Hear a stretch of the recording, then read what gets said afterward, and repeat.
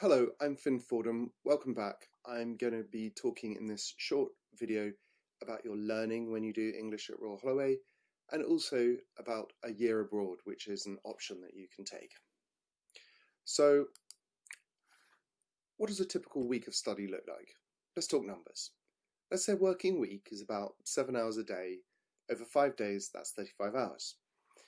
You can do more, of course, and people do get by on less, especially if they have a part-time job, which is not uncommon. 8 or 9 of those hours make up your contact time.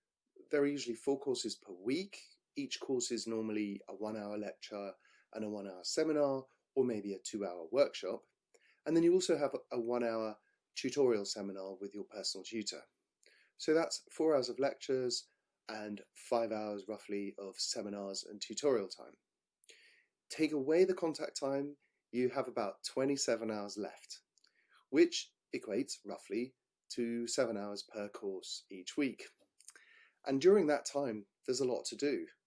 There's reading, of course, and taking notes on your reading. There's preparing for seminars, and writing up lecture notes, and writing plans, and writing itself, and revising your writing. There are some long novels on this course. Some 300 to 400 pages is not unusual. That might take up at least a couple of days to read. So it's good to get some reading done in advance. At Royal Holloway, we're all highly trained teachers, and we think frequently about how to make our teaching engaging. My colleagues and I learn from each other and from reflecting on our own teaching, and so we have a variety of teaching methods where the learning is carefully structured. We temper that structure with our imagination. The staple format is the lecture and the seminar. These work together. Lectures are not dry as dust spoon feeding, but often exciting multimedia events, mixing word with music and with image. Lectures enable you to get lots of background, and then in the seminar, you get to bounce ideas around the room. In those seminars, you'll learn through conversation, trying out ideas with others through parry and riposte. Learning is dialogic. You're learning communication skills, which involves speaking but also listening. Students become their own teachers in such an environment. And then we have tutorials, focused small group work often, sometimes one-to-one tutoring.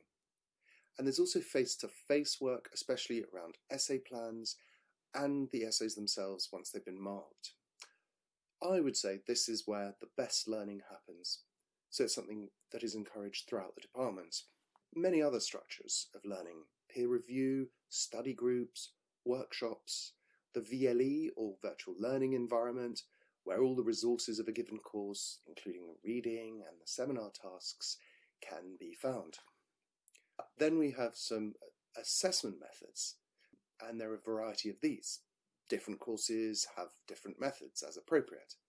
Essays are the most common form, but they vary in length over your degree, from 1,000 words perhaps in the first year, up to 8,000 words for some essays in your final year.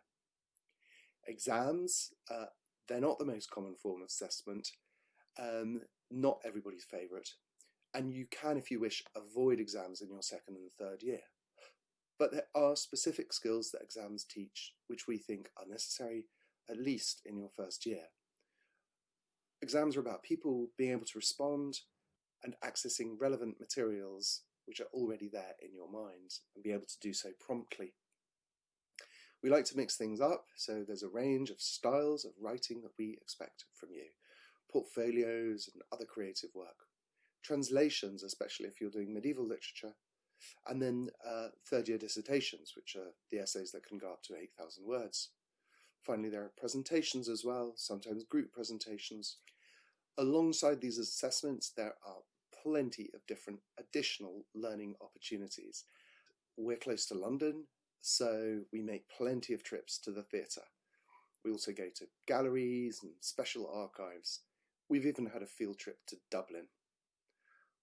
There are other additional learning opportunities that could take you further afield, abroad, for example, even up to a whole year. So there are 2 ways of having a year abroad.